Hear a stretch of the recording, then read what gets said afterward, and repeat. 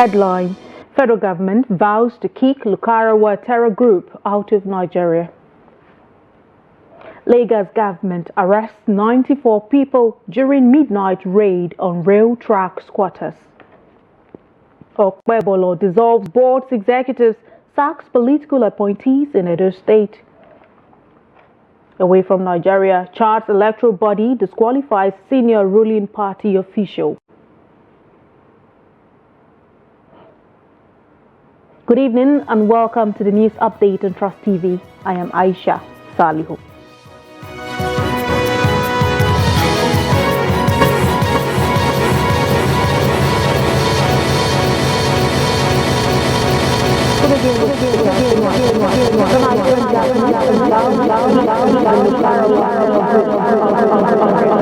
The National Security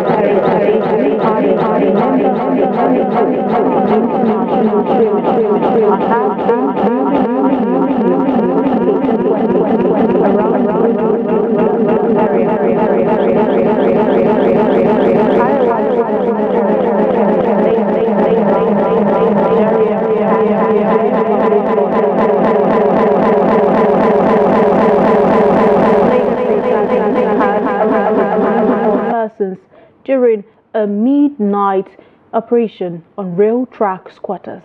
The Commissioner for Environment and Water Resources, Tokunbo Wahab, announced the operation on X this Wednesday. According to him, the arrest followed complaints from citizens about illegal squatters, miscreants, and suspected criminal activities along rail track corridors. Wahab said a locally fabricated shotgun, several wraps of illicit substances suspected to be Indian hemp, charms, and a jackknife were recovered from the suspects. You can go ahead. Go ahead. This one is open like this. Go ahead and do other ones.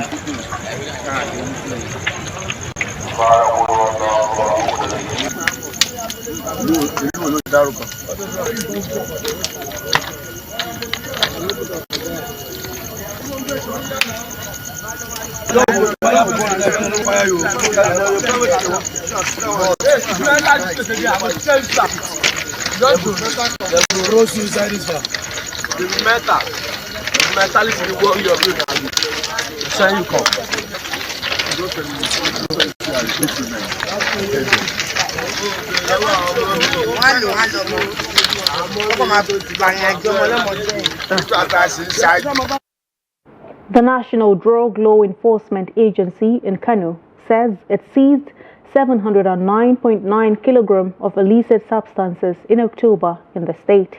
This is contained in a statement by the spokesman for the agency's Kano Command, Sadiq Muhammad Megatari, on Wednesday. The statement said the command also arrested 129 suspects. According to him, under the period, the command secured 22 convictions. He commended the chairman and chief executive officer of the NDLEA, Brigadier General Muhammad Bubba Marwa, retired, for his support and encouragement, which have significantly contributed to these achievements. The commander also commended the Kano state government and all other stakeholders for their collaboration and assistance in the ongoing fight against drug abuse.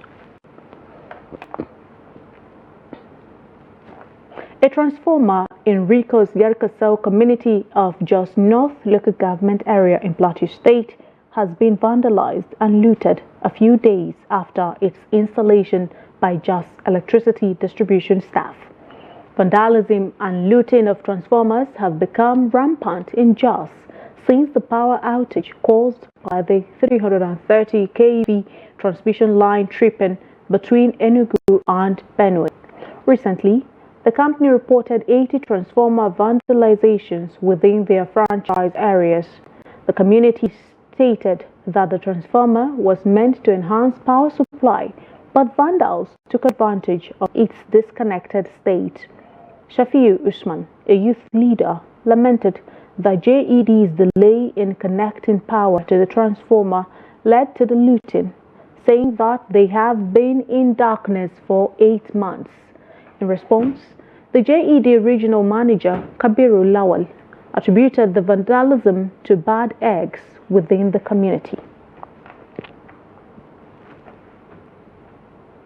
The chairman of the Economic and Financial Crimes Commission, Ola Olukoyede, has raised the alarm over what he calls monumental fraud in the electricity sector. Olukoyede stated this when the House of Representatives Committee on Anti-Corruption and Financial Crimes visited the headquarters of the Commission in Abuja on Tuesday. According to him, the frequent collapse of the national grid is linked to fraud in the electricity sector, especially the use of poor and substandard materials. Meanwhile, the EFCC boss disclosed that the agency would be putting more energy into preventing crime rather than recovery in the coming days, adding that concentration would be more on the spending of ministries and agencies of government. Former Delta State Governor Ifeanyi Okowa has said the Economic and Financial Crimes Commission has not established any fraudulent case against him. Okowa said he willingly reported to the EFCC office in Port Harcourt to clear himself of any fraudulent act. The People's Democratic Party chieftain said he has nothing to do with the alleged 13% derivation fund diversion. Okowa, who issued the clarification through his media aide, Olisa Ifeajika, in a statement, said the allegation that the former governor allegedly diverted 1.3 trillion naira oil derivation fund is a rehash of the same spurious allegations that some malicious and prejudiced persons concocted while Okowa was still in office.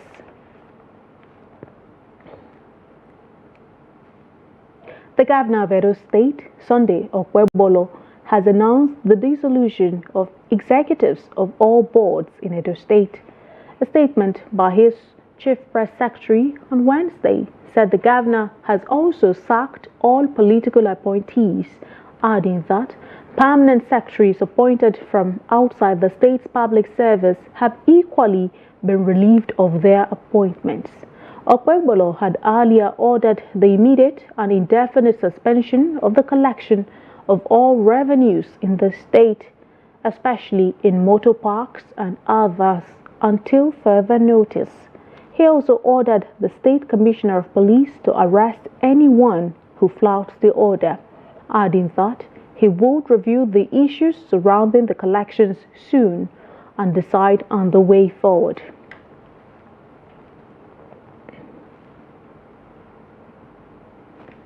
Fire on Wednesday gutted the Eco Fitness Center in the Gwarimpa area of Abuja. It was learned that 50 people escaped from the popular fitness center when the fire began. The fire occurred at about 10 a.m. before firefighters were called to put out the blaze. As at press time, the cause of the fire was yet to be ascertained. Although the blaze was successfully contained, large portions of the facility were razed. Reports say there were no casualties.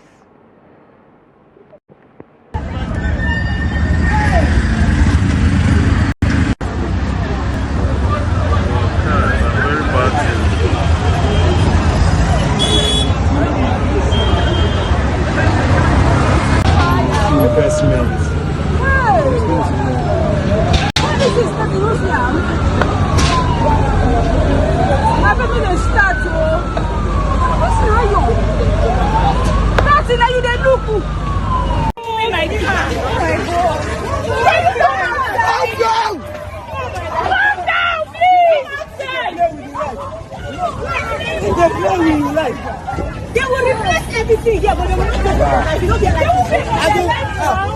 Oh God, it's already born.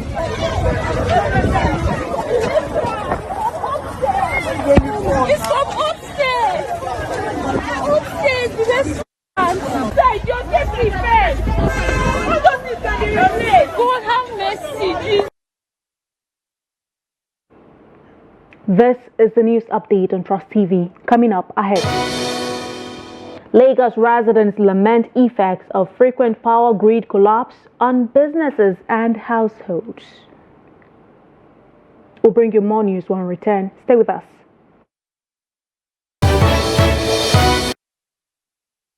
It's nice to have you join us again on the news update on Trust TV. Let's have another look at some of our top stories. Federal government vows to kick Lukarawa terror group out of Nigeria. Lagos government arrests 94 people during midnight raid on rail track squatters. And to other stories, Governor Ahmadu Umaru Fanteri of Adamawa State has reaffirmed his administration's commitment to support Modibo Adama University in Yola, as it plays a vital role in fostering academic excellence. During a meeting with the MAU Governing Council and management team at the Government House in Yola, Governor Fanteri emphasized the institution's significance to the state and its contributions to local staff and student development. Expressing trust in the university's Governing Council and management, he stressed the importance of collaboration to identify and tackle challenges effectively. He encouraged the Governing Council to work closely with the university management team to ensure a unified approach to serving the state and supporting educational advancement. In his remarks, the chairman of the University Governing Council and former governor of Zamfara State, Mahmoud Aliyu Shinkafi, expressed gratitude to Governor Fanteri for his ongoing support and achievements in the state. We want to have a synergy with the university management because that is the only way that we will know your problems, we will know your challenges, and we'll also be in position to see where we can help and address some of them. But I'm quite confident with the team that I'm seeing today.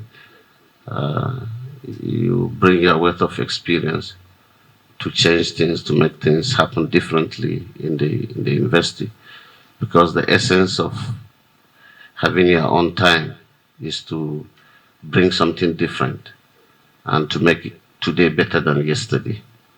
If you have not scored that, I think the essence of coming is defeated. We will support you to succeed. We are together. We will soon be colleagues because we are counting our days also to be one of the former governors. But for now, we'll use our active days and period that God has still given us to ensure that we utilize it to the best of humanity. We are very grateful for the role you played in changing the university from the University of Technology to conventional university. Thank you very much, Your Excellency. That has given an opportunity to expand the university to where it is now. There's going to be more enrollment. That's why there is need for some infrastructural development in the university. Again, you give the university poor bosses and other things you are doing. Excellency, you have to show our appreciation for that concern for this university.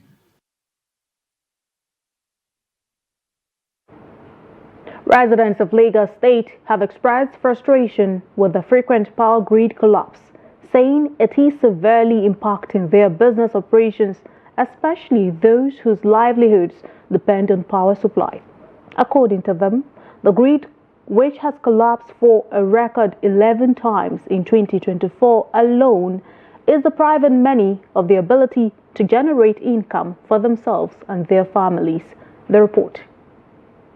The frequent national power grid collapse always leaves millions of Nigerians across the country without electricity and further intensified public dissatisfaction with the country's failing power infrastructure. The ongoing power crisis has sparked a wave of complaints on social media, with Nigerians expressing anger over the persistent blackout that disrupts their daily lives. In Lagos, many citizens are now openly questioning the government's ability to address the country's long-standing energy problems. It's a disgrace to the Nigerian Republic. It's a very big disgrace to who are rulers, our politicians, and every person. How can you tell us for the first time in the history of Nigeria the national grid is collapsing? What is it collapsing? Where is it collapsing? Why is it collapsing? Since the history of Nigeria from 1960 to get any better, we have never heard such a wrong. And you are telling us that we are investigating. We are investigating this and that. It's completely rubbish. The problem the blackout is bringing is most of our business has collapsed, and it's even affecting security. You know, if there is light, the security will be enhanced, and most of the businesses will function well, like the welders, the hairdressers, the barber salons, even those that are doing this computer and every other stuff. So it's really affecting. So help us to beg NEPA. They should give us light. We can't charge our phone. We can't do anything. So help us to beg NEPA. They say the pole affects. So they should do anything about it. Please, so we don't have lights in 8 days now. They should find something and do about our children too. They can't sleep because of the heat is too much. There's no breeze. Please, so. Room, all their fish is spoiled. Water, no water. To buy water is too hard. Those truck people, they are selling it 1-2. It's affecting us too much. Our business is going down because those people, they are on there. They didn't allow we us to charge phone for their things. The petrol costs, everything costs. As Nigeria continues to experience occasional blackouts due to poor power supply, the frustration of ordinary citizens is mounting. With each blackout, the country moves closer to a state of total power failure, leaving Nigerians to wonder if there is any hope of stability in the energy sector. And to developments away from Nigeria, Chad's electoral body has made public a provisional list for candidates for the upcoming combined legislative and local polls, disqualifying at least 6 ruling party officials. This includes the Patriotic Salvation Movement's Secretary General, Mahamat Zen Bada. The National Election Management Agency says he failed to disclose a 2012 conviction for forgery and the misappropriation of public funds, although Zen Bada subsequently received a presidential pardon. Under Chadian law, a conviction by pardon is not removed from a person's criminal record. The MPS is a party of former Chadian President Idris Deby and now the main supporter of his son and incumbent President Mahamat Idris Deby. Of the other officials disqualified, some have been sentenced to prison in the past, with 4 of them reportedly convicted for the embezzlement of public funds.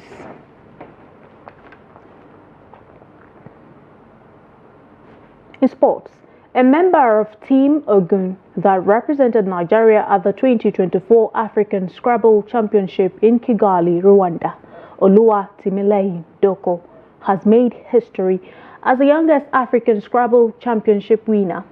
Doko and other Ogun State players in Rwanda recorded awe-inspiring performances, with the youngster emerging as the overall winner.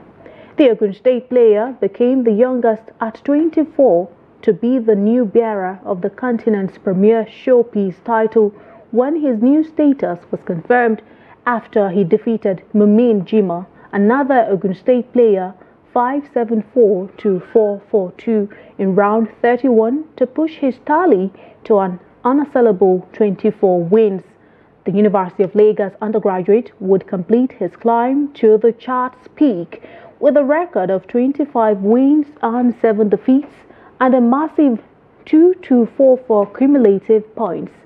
Jimo also made the state's efforts count as he finished fourth with 21 wins and 11 defeats. Current African youth champion David Oji, another Ogun State youngster, pulled his weight among the big guns in Africa to finish as the sixth best player with a 20-12-907 result.